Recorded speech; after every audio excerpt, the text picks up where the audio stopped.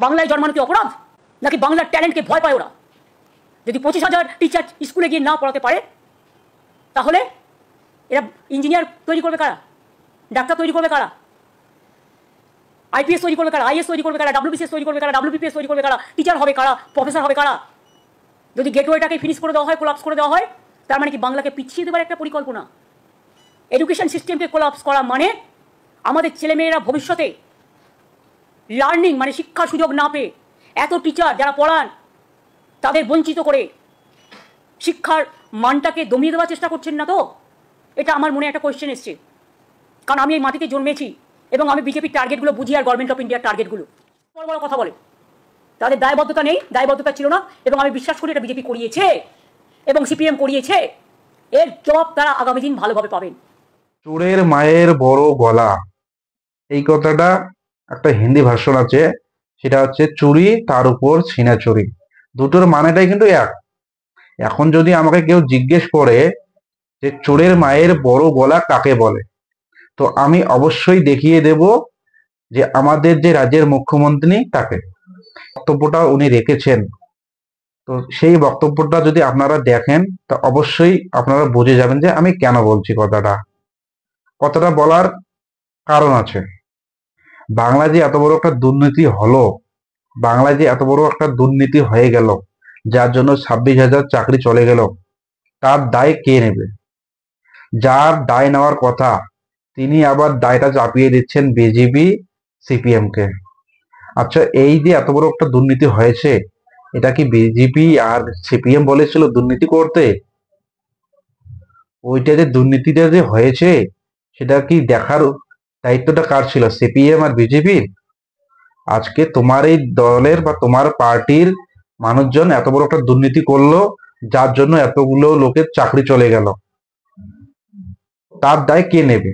যার দায় নেওয়ার কথা সে এখন চাপিয়ে দিচ্ছে বিজেপির হাতে।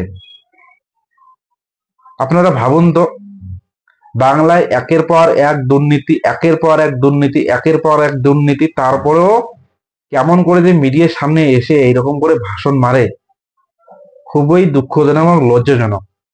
আমি সোশ্যাল মিডিয়াতে ভালো করে দেখলাম, অনেক ভিডিও কমেন্ট বক্সে গিয়ে দেখলাম যে মানুষজন কি বলছেন, কিন্তু প্রত্যেকটা ভিডিওই আমি দেখলাম যারা কমেন্ট বক্সে কমেন্ট করেছেন তাদের কমেন্টে গিয়ে দেখলাম সবারই একই কথা, যে লজ্জা নেই, চোখ লজ্জাটুকুও নেই। যার মিডিয়ার সামনে আসার কোনো কথাই নয়, যে লজ্জার জন্য আসা, মানে কি বলবো আর, আমাদের বাংলাতে কি হচ্ছে এসব?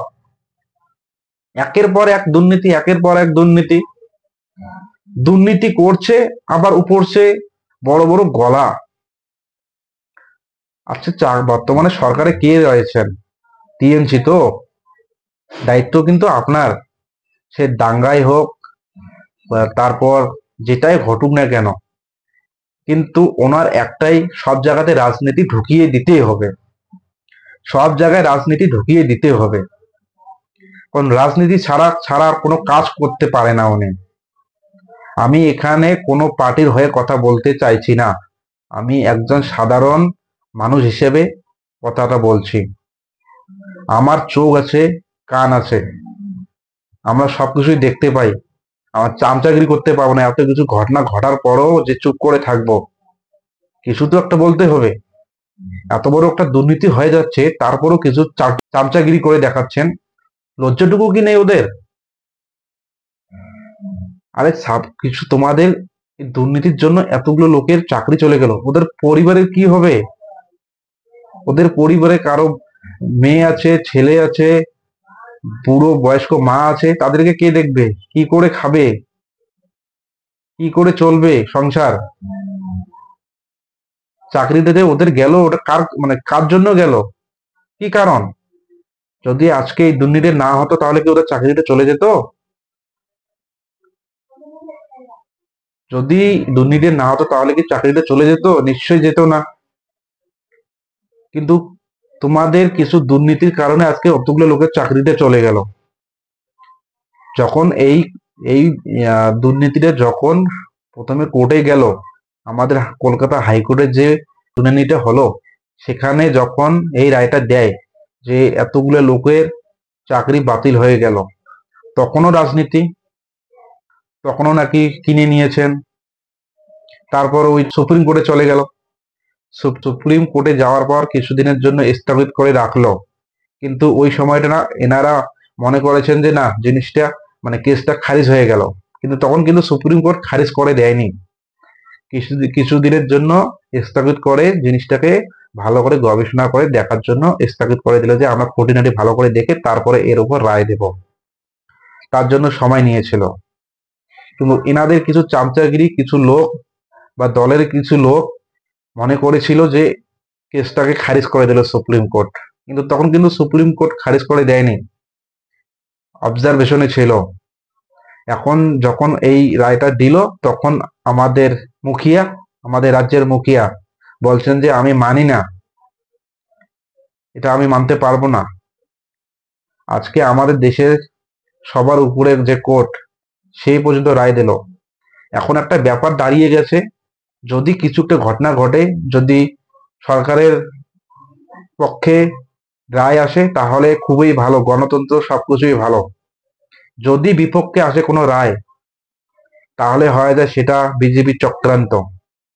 আসলে এখন যেটাই ঘটুক না কেন সবকিছুই বিজেপির দায়, সিপিএম এর দায়, নিজে কিছু দায় নেবেন না। এমনকি সুপ্রিম কোর্টে যে রায়টা দিল সেটাও মানতে উনি নারাজ। তারপর আবার আমি দেখলাম আজকে সব জায়গায় জায়গায় বিক্ষোভ মিছিল। কি বলবেন এই যে প্রতিবাদে এসে কি বলবেন? আমরা একটাই প্রতিবাদ, এসএফআই মাথা আমাদের এই আন্দোলন চলছে এসএফআইর বিরুদ্ধে, এটা চলবে। এই আন্দোলনে যতক্ষণ আমরা মমতা ব্যানার্জির প্রতি আজকে মমতা ব্যানার্জির আদেশে আমরা রাজ্য তৃণমূল সভাপতি তৃণাঙ্কুর ভট্টাচার্যের নির্দেশে আজকে এই কোচবিহারে রাজপথে মিছিল চলছে, এটা সারা বাংলা জুড়ে চলবে। এসএফআইর বিরুদ্ধে বলবো না, বলার চলে বলছি। সব জায়গায় জায়গায় মিছিল, যে রায়টা মানা যাবে না। আচ্ছা, সুপ্রিম কোর্টে কিন্তু এসব মানবিকতা এসব নিয়ে কিন্তু সুপ্রিম কোর্ট চলে না। সেখানে সাক্ষ্য প্রমাণ সবকিছু দিয়ে বিবেচনায় বিচার করা হয়। আজকে যদি বিবেচনা বা বিবেক দিয়ে দেখানো শুরু হয় তাহলে অনেক কিছু হবে। সুপ্রিম কোর্টে গেল, রায় দিল, মেনে নেও, কিন্তু সেটা না তার উপরে কথা। এত বড় একটা দুর্নীতি হলো যার জন্য তিনি আবার এমন ভাবে বক্তব্য রাখলেন যেন তার কোনো দোষই নেই, সব দোষ বিজেপি এবং সিপিএম এর। যার দেখার কথা, যখন হাইকোর্টে মামলাটা ছিল তখনই বলেছিল যে যারা যারা চাকরি ভালোভাবে পেয়েছেন তাদের তালিকা দাও, যারা যারা টাকা দিয়ে চাকরি নিয়েছেন তাদের তালিকা দাও। কিন্তু সরকার তখন কি করেছে, যাতে যারা টাকা দিয়ে চাকরিটা নিয়েছে তাদেরকে যাতে ধরা না হয় তার জন্য যা ডকুমেন্ট ছিল সবকিছুই গায়েব করে দিল। এখন সুপ্রিম কোর্টে ব্যাপারটা গেল, সুপ্রিম কোর্টে যখন দেখলো যে না এখানে তো কে টাকা দিয়ে চাকরি পেয়েছে, কে ভালো করে চাকরি পেয়েছে, খুবই মুশকিল ব্যাপারটা। তারপর সেম রায়টাই দিয়ে দিল সুপ্রিম কোর্ট। কিন্তু তা শুনে আমাদের মুখ্যমন্ত্রী পুরো একদম গরম, এমন ভাবে বক্তব্য রাখলেন যে সবকিছু নাকি কিনে নিয়েছে বাংলা, যেখানে কিছু হোক না কেন সবকিছু কিনে নিয়েছে বিজেপি। তাহলে যেভাবে বক্তব্যটা রাখলেন, বক্তব্য শুনে মনে হচ্ছে যদি কেউ চুরি করে কি হয় হোক কোনো কিছু বলা যাবে না, কোনো কিছু নিয়ে তদন্ত করা যাবে না। উনি নিজের মতো করে রাজ্যটাকে চালাবেন। সে চুরি করুক, ডাকাতি করুক, লুটপাট, যে যাই পারুক করুক, তাতে কারো কিছু বলা যাবে না, কারণ যে বলতে যাবে দোষটা তার ঘাড়ে ফেলে দেবে। আমাদের রাজ্যে যে বর্তমানে পরিস্থিতি হয়ে গেছে, তো খুবই মানে ভাবার বিষয় যে আমাদের রাজ্যটা কি হতে যাচ্ছে, কি হবে। এমন কোনো জায়গা নেই যেখানে ভালোভাবে রাজ্যটা চলছে, সব ক্ষেত্রে দুর্নীতি, লুটপাট।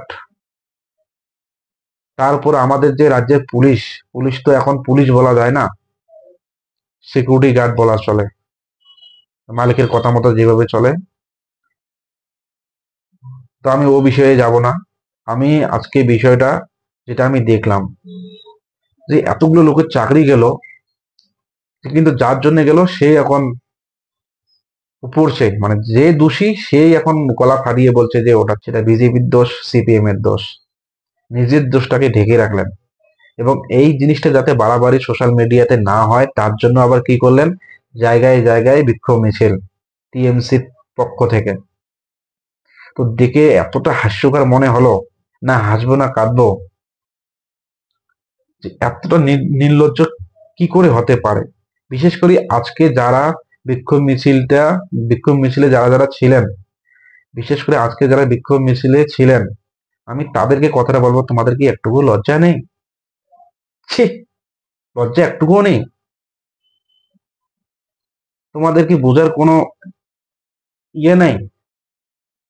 শুধু পার্টিটা করি বলে বিক্ষোভ মিছিল করতে হবে? পার্টি যেটাই বলবে সেটাই করতে হবে?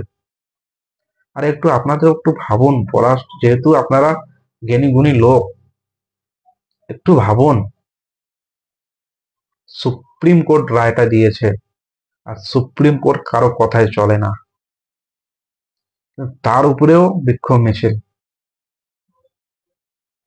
বিজেপি করেছে, টিএমসি করেছে, সরি বিজেপি করেছে, সিপিএম করেছে। যে প্রথমে এই মামলাটা আদালতে নিয়ে গেছিল তাকে নিয়েও কটাক্ষ, তাকে নাকি পুরস্কার পাইয়ে দেবে। তাহলে কি বলাটা ওর উচিত হয়নি? ওনার হিসেবে কেসটা যে নিয়ে গেছে তার দোষ। আমার রাজ্যে কে চুরি করবে, কি চুরি করবে না, কোথায় দুর্নীতি হবে, এসব কারো বলা চলবে না। যে বলতে যাবে তার দোষ। এভাবে বাংলাটা চলবে? উনি কি হিটলারের মতো হতে যাচ্ছেন নাকি? কিছুটা তো ওই দিক দিয়ে যাচ্ছে। হিটলার যেভাবে চালাতো, উনি মোদিকে হিটলার বলেন, কিন্তু নিজে যেভাবে চলছে, যেভাবে রাজ্যটাকে চালাচ্ছে, সেটা তো হিটলারের ওইদিকে যাচ্ছে। আমি কথাগুলো বলছি, আমার কি হবে আমি নিজে জানি না, কিন্তু আমি একজন সাধারণ পাবলিক বাংলার মানুষ হয়ে কথাটা বলছি, প্রশ্নটা উঠাচ্ছি যে এত বড় একটা ঘটনা ঘটে গেল, যার জন্য ঘটে গেল, সে এখন বলছে সেটা সিপিএম বিজেপির দোষ। যার দেখার কথা সে এখন রাজনীতি শুরু করে দিয়েছে, বিজেপি করেছে, সিপিএম করেছে। তাহলে কি হবে রাজ্যটা? এতগুলো লোকের চাকরি গেল। আমি বলছি না ওরা সবাই যে টাকা দিয়ে চাকরিটা নিয়েছে, কিন্তু কিছু লোকের জন্য এতগুলো লোকের চাকরি গেল। ওদের কান্নাটা দেখেছেন? ওদের চোখের জলটা দেখেছেন? এই চোখের জল দেখে আপনার মনটা একটু নরম হয় না? তোমাদের কিছু দুর্নীতির জন্য আজকে এতগুলো লোকের লাইফ বরবাদ হয়ে যাচ্ছে। আবার কি ওরা নতুন করে পরীক্ষা দিয়ে চাকরি নিতে যাবে? আগে 10 বছর আগে কি রকম কোশ্চেন এসেছিল, কিভাবে পরীক্ষা দিয়েছিল, আবার নতুন করে চাকরিটা পেয়েছিল, পাশ করে চাকরিটা পেয়েছিল। এবার যদি ওরা না পায় কি করবে? ওদের তো আত্মহত্যা ছাড়া কোনো উপায় নেই। আর বাংলার যেটাই ঘটুক না কেন, সবকিছু বিজেপি। কিছুদিন আগে, এই বেশি দিন হলো না, দিল্লিতে এই সেম কেসটাই করেছিল অরবিন্দ কেজরিওয়াল, আম আদমি পার্টি। অরবিন্দ কেজরিওয়াল যেটাই আসুক বিজেপি, যেটাই করুক বিজেপি, সবকিছু বিজেপির দোষ। যার কাজ করার কথা কাজ না করে গিয়ে ধর্নায় দেয়। যে সরকারে আছে, জল যদি না আসে বিজেপির দোষ, কারেন্ট যদি চলে যায় বিজেপির দোষ, কোনো কিছু হলে বিজেপির দোষ, সবকিছুই বিজেপির দোষ। ওখানকার পাবলিক হটেই দিয়েছে। এত দোষ, কাজ করবে না, কিছু করবে না, সবকিছু বিজেপির দোষ। কাজ করতে পারছি না বিজেপির জন্য, এটা বিজেপি, ওটা বিজেপি। ওর জন্য পাবলিক মনে করেছে যে দরকার এমনিতেই চলে যা। এখন বাংলার লোকের ভাবা উচিত যে দিল্লিতে যে কাজটা করেছে সেটা এখানে করা উচিত কিনা। এভাবে একটা রাজ্য চলে? তো বন্ধুরা, বেশি ভিডিওটা লম্বা করবো না, আপনারা একটু ভাববেন, এবং যদি ভিডিওটা কথাগুলো ভালো লাগে তো অবশ্যই ভিডিওটাকে শেয়ার করে দেবেন এবং সাবস্ক্রাইবটা করে নেবেন, কারণ আমি যেটা বলি সেটার দরকার আছে।